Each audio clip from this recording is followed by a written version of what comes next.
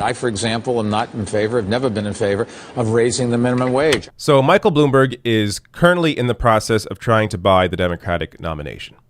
Now, before I even get to any of the many examples that I have for you of why Bloomberg would be a horrible candidate, understand here, Bloomberg would lose to Donald Trump. Young people are not going to come out for him. Progressive independents are not going to come out for him. Working class voters are not going to come out for him. And voters of color are not going to come out for him. He will suppress the Democratic base. As I say about any crappy Democratic candidate, it's not that they're going to lose voters to Trump. No. People will just stay home like they did with Hillary Clinton. That is the worry here. And Michael Bloomberg, oh my, if you thought Hillary was bad, Jesus, Michael Bloomberg is horrible. And any one of these clips that I show you, and there are many more, any one of these could be used in a Trump campaign ad to completely suppress the vote for Michael Bloomberg as a Democratic nominee. If you have anybody in your life, parents, friends, kids, family, whatever, that support Bloomberg because they've been fooled by his campaign ads on television or on the internet or wherever, you have to inform them on who Michael Bloomberg is and make sure you explain to them why he is the absolute worst candidate to go up against Donald Trump. So, I mean, there's so much here that I'm not even showing really even a fraction of it, because Michael Bloomberg has endorsed George W. Bush in 2004. There's a video of that. I don't even have that here. Maybe I should. But in a previous video, I talked about that and showed that. He endorsed George Bush in 2004. That alone will suppress the base. But also, he has a history of, as you can see here, history of sexual discrimination and harassment lawsuits from 64 women. 64.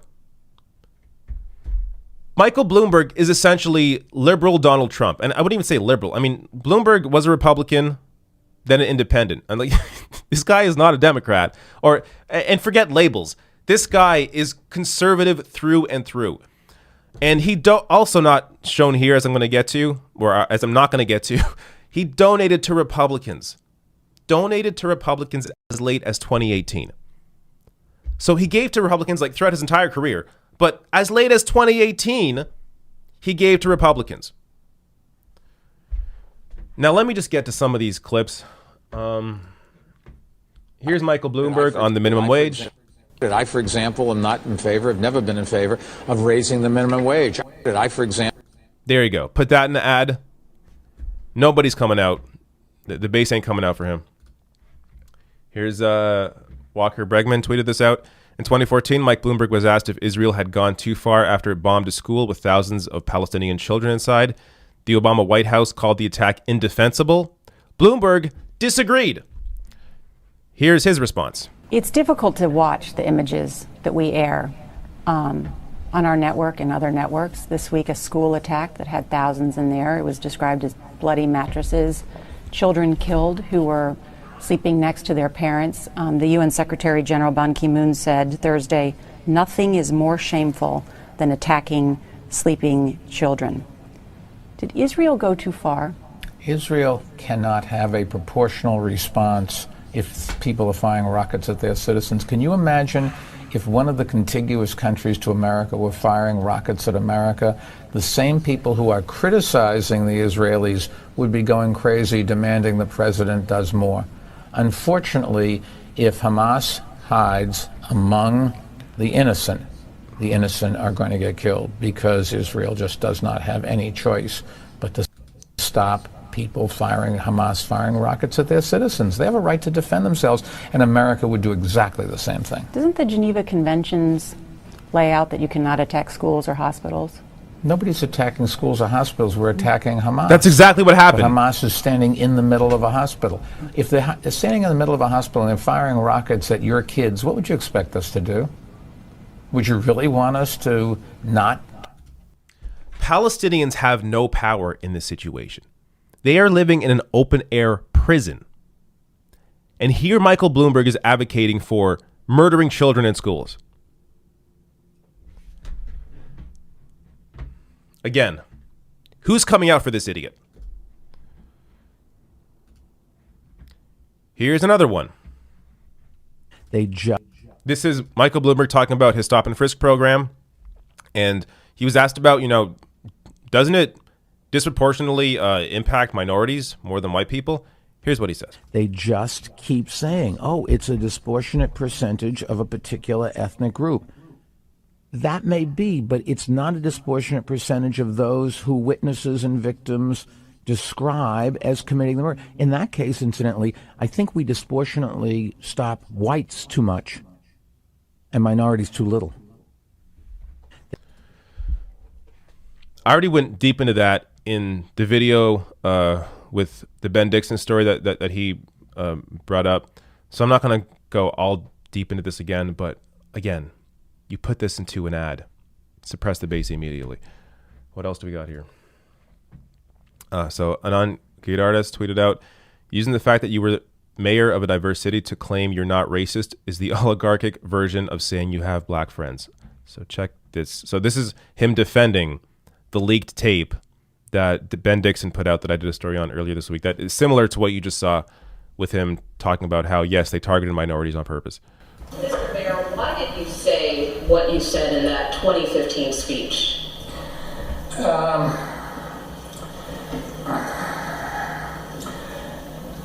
I don't think those words reflect how I led the most diverse city in the nation, and I apologized for the practice and the pain that it caused.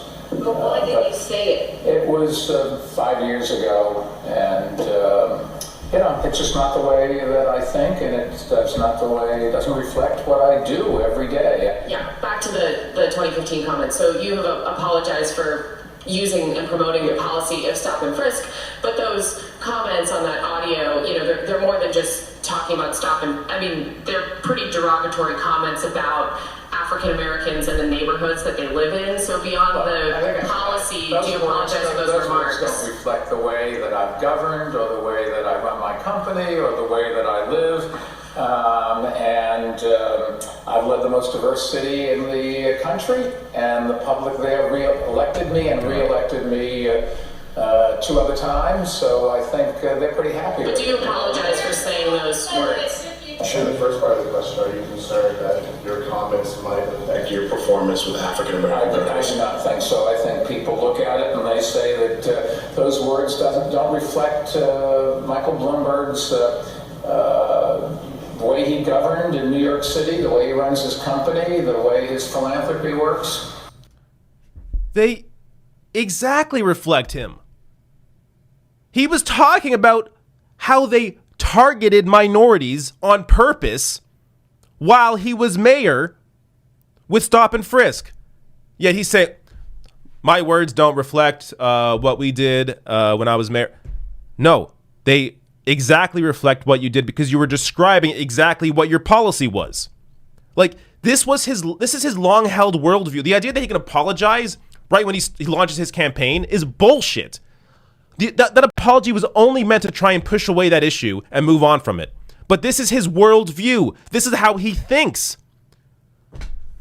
Like, this is the worst. Joe Biden, Pete Buttigieg would have a better chance. Amy Klobuchar would have a better chance. Like, any other Democratic candidate would have a better shot at the nomination than him. Yet he is trying to buy his support based off the fact that most people in America don't know who Bloomberg is. So right now he's buying tons of ads, trying to create this own idea of who he is, when in reality, he is a horrible politician, has always been a horrible person, and that is going to continue to come out as we move forward in this race.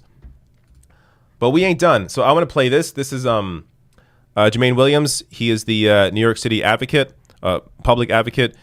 He tweets out here, disturbed to see black leaders back Michael Bloomberg. Yes, there are a few black leaders backing him. I mean, Bloomberg buys all his support. It's disgusting.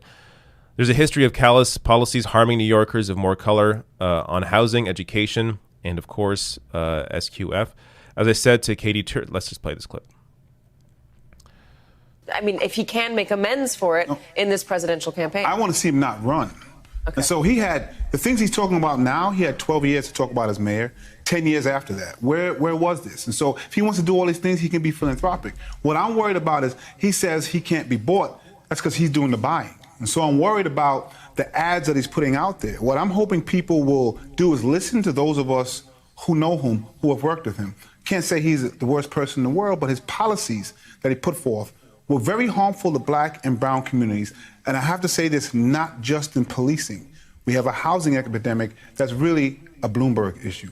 We have an education epidemic that's really a Bloomberg issue. And so we have to be real about that. And I'm hoping that people will, while he has not been on these primaries, as we move forward, do the research, listen to the people who have known him. I'm happy. I want everyone to apologize for the things they've done. You should probably not apologize the day before you begin to run for president. And I mean, if he can make everything there, exactly on point. And yeah, the fact that he apologized the day before he ran for president, it just shows you it's not sincere. We're not done. We're not done. Matt Binder posted this clip.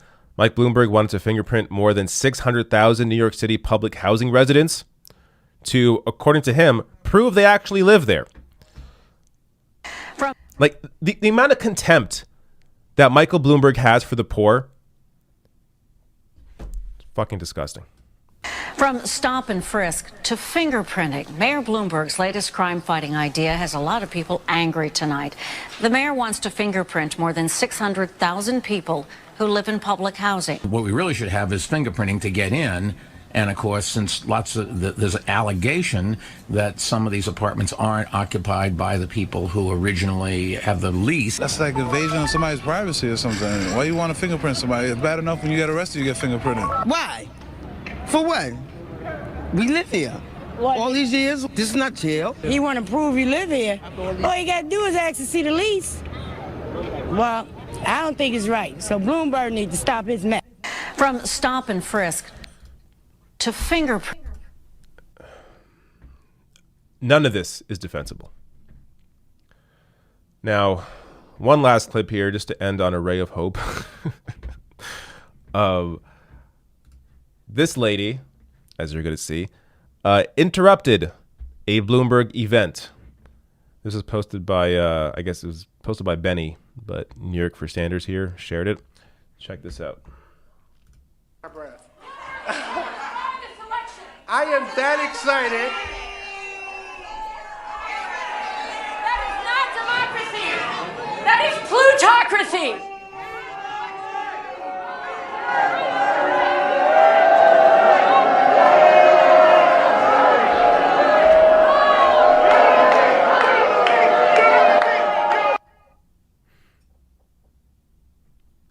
I love that lady. That was so good. Too bad they cut her mic off. But there are people standing up. There are people digging in to what Bloomberg has done, what he did as New York City's mayor, what's in his past, what he has said, what he has fought for. In the moment any of this gets brought up, like I'm actually, initially I was bothered that Bloomberg bought his way onto the debate stage, but now it's important that he's on a debate stage. If he even goes to a debate, it's possible he'll turn it down because he knows he'll be questioned on this stuff. But the moment that any of this gets exposed in a big way, whether it's through television advertisements, whether it's through a debate, his support will drop immediately because he's a paper tiger. There's nothing there. He's buying his support with money. And as soon as people actually realize who he is, it's not going to last.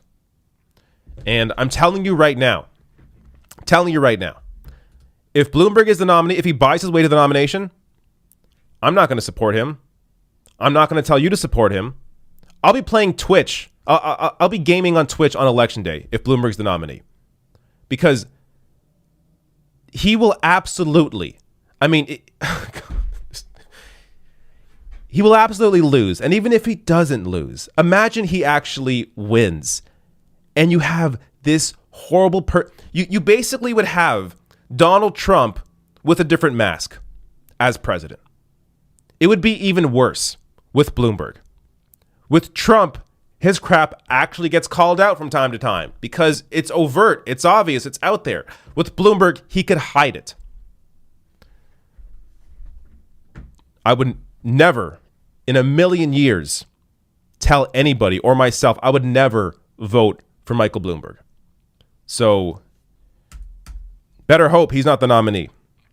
There are millions of people that feel the exact same way. They will never vote for Bloomberg, and he's trying to buy his way to the nomination.